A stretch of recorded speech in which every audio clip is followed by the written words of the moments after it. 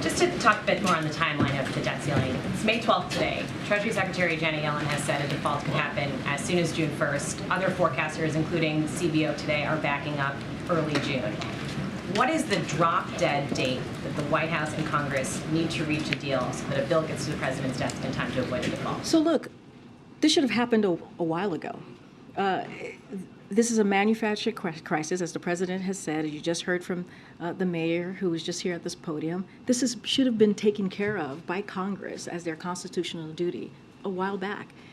This is not a normal place for us to be, to have House Republicans hold our economy hostage. That is not a norm. That is not the norm. The regular order, as I just stated when Zeke was asking me the question, is that we're supposed to have a conversation about the budget. We're supposed to have a conversation about appropriations. We're not supposed to be here at this moment where we're still waiting for Congress to do something that has been done 78 times since 1960. But we are here in this moment, so what is the level of urgency to There get this done? is a lot of urgency.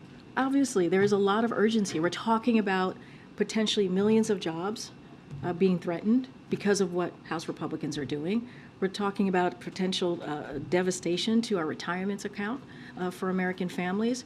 So this is an incredibly important point that we're in. That's why the president has used his bully pulpit for the past several months, since February, saying Congress needs to act. Congress needs to move forward. Congress needs to do their constitutional duty. So we're going to continue to do that. I just said 3 of the 4 that met with the president on Tuesday said that default should be off the table. So we're all on the same place. It's the speaker that needs to really answer this question. And just a quick follow-up, how worried are you that as we get closer to that date, there will be threats to the economy? We saw back in 2011, just getting close to the X date resulted in a lot of Yeah, we are worried.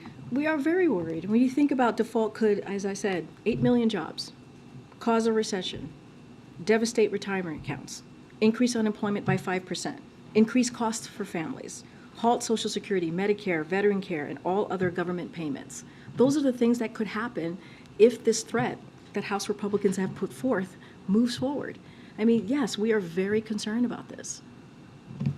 You're outlining the impacts of a potential default, but at what point should Americans at home start preparing themselves for these impacts?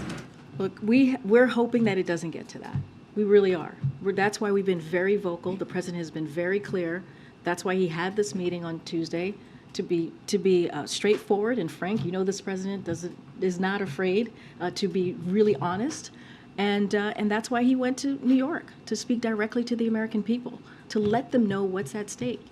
So, look, we hope that this is not going to happen. We hope that the speaker agrees with the other 3 leaders in Congress and take default off the table.